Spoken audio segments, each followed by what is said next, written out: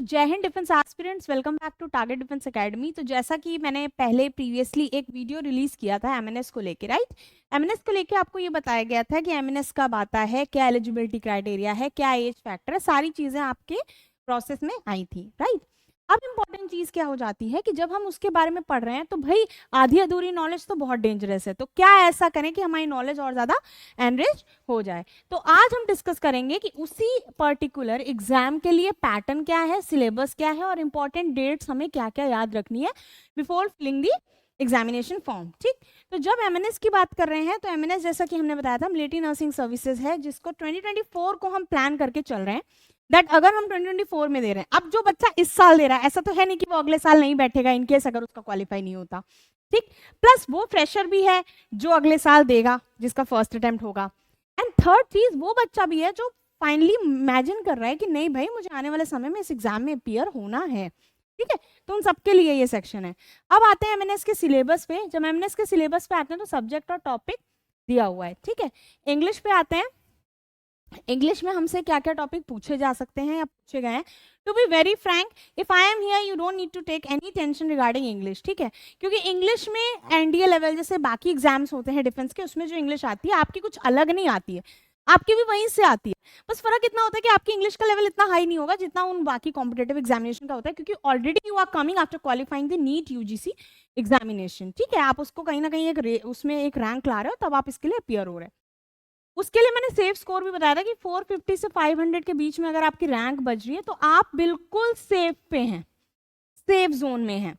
लेकिन अगर इससे नीचे भी है तो 300 से 450 के पास भी है तो हिम्मत नहीं हारनी, बिल्कुल भी हिम्मत नहीं हारनी। हो सकता है प्रोबेबल हो कि किसी साल ये भी कट ऑफ चली जाए, ठीक। बट सेफ स्कोर बताने की बात हुई थी तो मैंने 450 से 500 बताया था। अब आते हैं कि इंग्लिश में पढ़ना क्या क्या है। अब सबका एनडीए का उठा लो, सीडीएस का उठा लो, सबके बच्चों की एक प्रॉब्लम, मैम सिनोनिम और एंटोनिम कैसे कवर करें। अब ये तो सोच लिया सिनोनिम और एंटोनिम कवर करने हैं, बट ये नहीं सोचते हो कि भाई जिसके लिए मेहनत भी करनी पड़ेगी उसके लिए पीछे हटने का कोई फायदा नहीं है। तो आपका जो स्कोरिंग सेक्शन होता है, जो आपका देखिए you are giving an exam, ठीक, सब बच्चे बैठ रहे हैं, आप उनसे कैसे डिफरेंट हो, आप वो भी पढ़ रहे हो जो वो पढ़ने से कतरा रहे हैं। तो आपका जो स्कोरिंग सेक्शन होता है वो बताऊंगी, पहले हम ये देख लेते हैं कि क्या क्या क्वेश्चन पूछे जाते हैं। सिनोनिम्स आता है, होमोनिम्स आते हैं। होमोनिम्स मतलब एक जैसे सेम स्पेलिंग वाले होंगे and you have to find the differences और the meaning, okay. Next is antonyms आते हैं, तो ये दोनों तो क्या हो गए, वोकैब हो गई, है ना। उसके बाद स्पॉट द एरर आता है, दैट इज वही स्पॉटिंग एरर जो हमारे एनडीए में आते हैं या सीडीएस में आते हैं, बाकी डिफेंस एग्जामिनेशन में आते हैं। Fill in the blanks, spellings, detecting misspelled word. For example अगर मैं लिखूं कॉरिडोर और एक मैं लिखूं कॉरिडोर, तो इसमें इसकी सही स्पेलिंग क्या होगी आपको पहचाननी होगी। तो this would be like this, ठीक, इस तरह के मिस स्पेल्ड होते हैं। देन हमारे पास आता है idioms and phrases. Now this is very very important, इसके ऑलरेडी वीडियोस अवेलेबल हैं, ठीक है। अगर आपको अभी से प्रिपरेशन करनी है तो आपको एक स्टेप आगे चलना पड़ेगा। तो वीडियो अवेलेबल है किस पे, टीडीए डिजिटल क्लास पे, प्लस आप इसके लिए और भी रिफर कर सकते हो, वो है एनडीए जेंटलमैन कैडेट पे आपके मॉक टेस्ट पड़े हुए हैं। ये सेम हमारी टारगेट डिफेंस एकेडमी के ही एसोसिएटेड चैनल्स हैं। और उसके साथ साथ अगर आप देखना चाहो तो टारगेट डिफेंस एकेडमी तो है ही है, प्लस एक और है that is TDA defence express, ठीक है। इन चारों को आप कहीं ना कहीं वे आउट करते रहा करिए, इन्हीं में से आपको सारे क्वेश्चंस के आंसर्स मिल जाएंगे। मैक्सिमम मीडियम्स एंड फ्रेजेस मैंने वहां पे कराए हैं, ऑलमोस्ट 100 से 300 के बीच में, तो वहां से रिवीजन कर सकते हो। Then comes one word substitution. One word substitution मतलब मैंने बोला the person who is very kind, तो काइंड जो होता है उसको हम क्या बोलते हैं, एल्ट्रुइस्ट, ठीक है। इस तरह के वाले को बोलते हैं वन वर्ड सब्स्टिट्यूशन, यानी कि पूरी एक सेंटेंस दिया है उसके लिए आपको वन वर्ड बताना है। Then come shuffling of a sentence part. Obviously A B C D एक सेंटेंस होगा, वो मिस अरेंज करके दिया होगा और आपको उसकी सही सीक्वेंसिंग करनी है।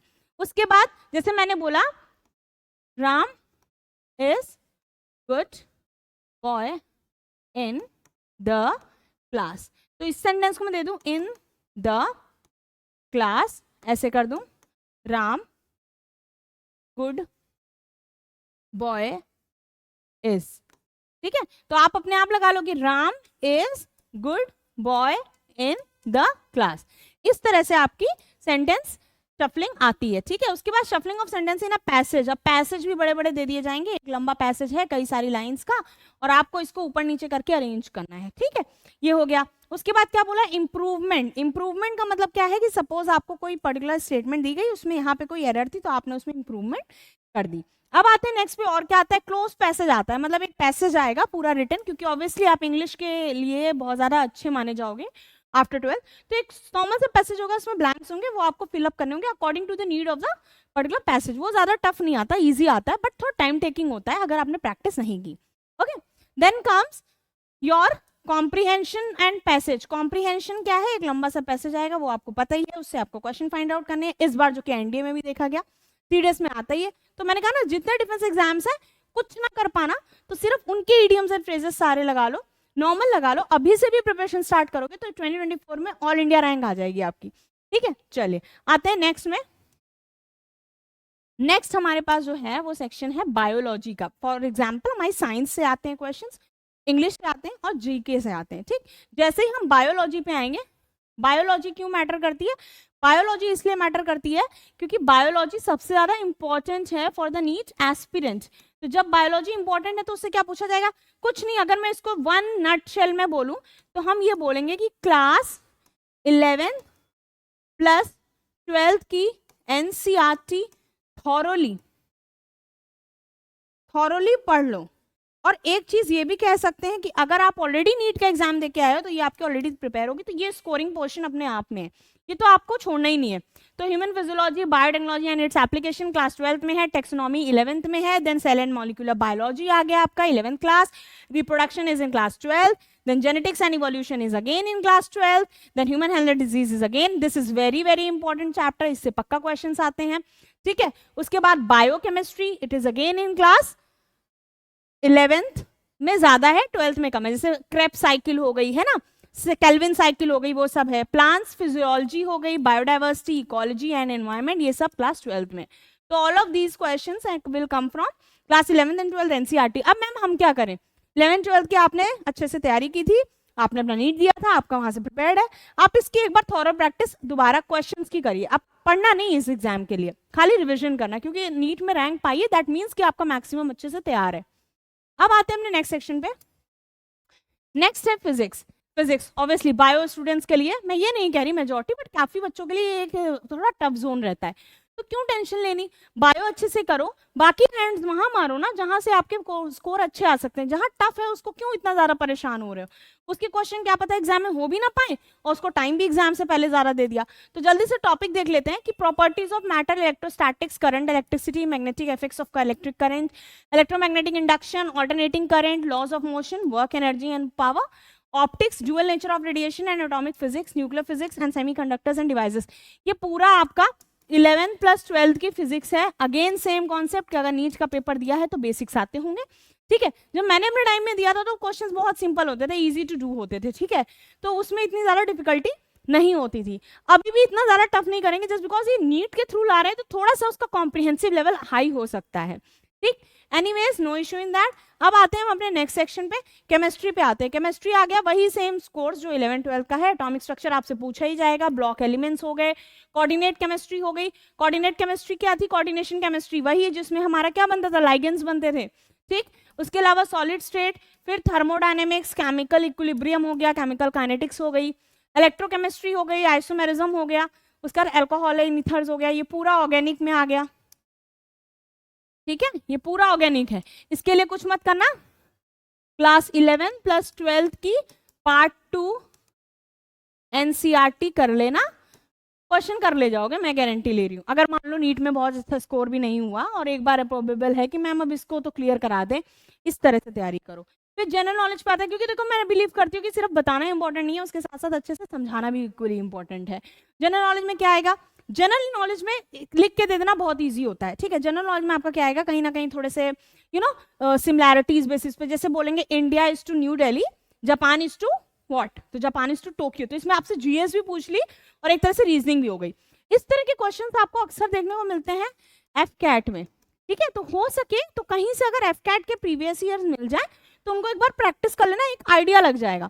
उसी पैटर्न पे आपका ये भी आता है। तो देख लेते हैं क्या क्या है। जनरल स्टडीज, मतलब जनरल स्टडीज के लिए ज्यादा नहीं करना, मैं पहले से बता दे रही हूँ। लूसेंट जीके की बुक है, वो मोर देन इनफ है, उसको इससे माइक्रो नोट्स आपको नहीं मिलेंगे, तो ये माइक्रो नोट्स के फॉर्म में अच्छी है। देन करंट अफेयर्स के लिए you can use our channel for that particular information, right. उसके बाद आता है number series. Number series obviously for example इन्होंने दे दिया 1, 3, 5, 7, 9, 11, ठीक। उसके बाद डैश कर दिया, तो आपको पता है कि मैम 2 का डिफरेंस है, प्लस सारे कैसे हैं, ऑब्वियसली बात है 2 के डिफरेंस में और ऑड है, तो यहाँ पे क्या आ जाएगा 13। कोई प्राइम नंबर ना बोल लेना, 9 is not a prime number, ठीक। चलो नेक्स्ट पे आते हैं। नेक्स्ट हमसे क्या कह रहा है, टॉपिक किससे आएगा, ऑब्जर्वेशन से। ऑब्जर्वेशन क्या है, मतलब आपको 4 फिगर्स दे दिए जाएंगे और उसमें से चारों में से आपको ये देखना है कि 3 में एक मोशन बना, चौथे दूसरे में दूसरा बना, फिर इस वाले में इस चीज को मान लो थोड़ा सा और रोटेट कर दिया गया, इसमें पूछा गया कि क्या होगा, इस तरह के हो गए ऑब्जर्वेशन। देन जजमेंट आएगा। जजमेंट मतलब बोला गया कंक्लूजन 1 एक स्टेटमेंट दे दी और कंक्लूजन 2 एक स्टेटमेंट दे दी, ठीक है। कंक्लूजन 1 और कंक्लूजन 2 दे दी और उसके बाद बोला गया पहली सही है, दूसरी सही है, या पहली सिर्फ सही है, दूसरी सही है, अब दोनों सही हैं, इस तरह से, या दोनों नहीं सही है। उसके अलावा क्या है, स्पेस विजुअलाइजेशन। ये जनरल क्वेश्चन है, बहुत ज्यादा नहीं, जैसे जैसे क्वेश्चन पेपर्स लगाओगे प्रीवियस ईयर के आराम से आ जाएगा, परेशान मत हो, ठीक। अभी मैं इसके लिए सेपरेट वीडियो बनाऊंगी, प्रीवियस ईयर में क्वेश्चंस कैसे आए हैं इन टॉपिक से। डिसीजन मेकिंग, आपको एक नॉर्मल सा इंसिडेंट देंगे और उसमें देखेंगे कि डिसीजन मेकिंग में आप कितना अप्रोप्रिएट जा रहे हो, ठीक। उसके बाद प्रॉब्लम सॉल्विंग सम्स होंगे, ये बहुत ज्यादा टफ नहीं होंगे, नॉर्मल स्पीड डिस्टेंस से रिलेटेड छोटे छोटे क्वेश्चंस, ठीक। उसके अलावा सिमिलैरिटीज एंड डिफरेंसेस आएंगे, जैसे मान लीजिए कई सारी चीजें बना दी, क्यूब्स बना दिए, ठीक। अब क्यूब्स में आपसे मान लीजिए कुछ सिमिलैरिटी पूछ ली, कुछ डिफरेंसेस पूछ ली, जैसे कि आप अच्छे हो अभी, लेकिन अभी जब आपने एसएसबी ओआईआर के बच्चों से पूछो जो एसएसबी देने जाते हैं, उनके ओआईआर में कुछ ऐसे ही देखने को मिलता है, ठीक। उसके अलावा फिगर क्लासिफिकेशन भी अच्छा क्वेश्चन है, इससे भी नॉर्मल रीजनिंग की कोई भी बुक उठा लो, अरिहंत उठा लो, या बेसिक आप कोई भी लेवल की रीजनिंग की बुक उठाओगे आप कर ले जाओगे। इसमें कोई ऐसा नहीं है कि हार्ड एंड फास्ट आपको कोई ऑथेंटिकेटेड या कोई ब्रांडेड बुक ही यूज करनी है, बेसिक्स है, कहीं से भी पढ़ सकते हो। फिर आ गया विजुअल मेमोरी, रिलेशनशिप कॉन्सेप्ट, ये बहुत अच्छा है, इसमें ब्लड रिलेशंस आती है और ये पक्का पूछा जाता है, ठीक है। Let me make be properly.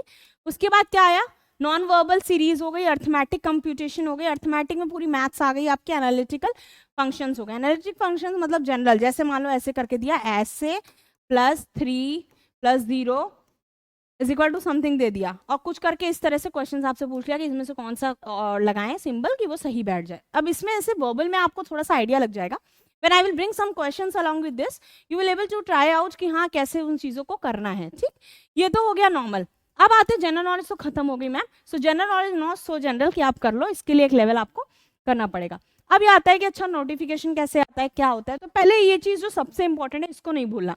अक्सर क्या होता है, अरे यार मैं तो फॉर्म भरना भूल गई, या अरे यार मैंने तो फॉर्म ही नहीं देखा, डेट ही नहीं देखी। This is very important. जैसे नोटिफिकेशन आए एज सुन एज पॉसिबल आप उसको भर दीजिए। सबसे पहले याद रखिए जब आप उसके नोटिफिकेशन के लिए भरेंगे तो आपको इंडियन आर्मी की साइट पे जाना होगा, ठीक है, और इस साइट पे जाके आपको अपनी एक आईडी बनानी होगी, यानी ईमेल आईडी अटैच करनी होगी जिससे आप बना रहे हो। उसके बाद आप इस पर्टिकुलर ऑफलाइन नोटिफिकेशन को देखेंगे, जो कि कहीं ना कहीं जून में रिलीज होता है, इस साल भी जून के आसपास रिलीज हुआ था। देन आपको ऑनलाइन एप्लीकेशन आ जाता है जून से जुलाई, दैट मीन्स जून में शुरू हो जाता है वो, और शुरू होने के बाद वो जुलाई तक चलता है।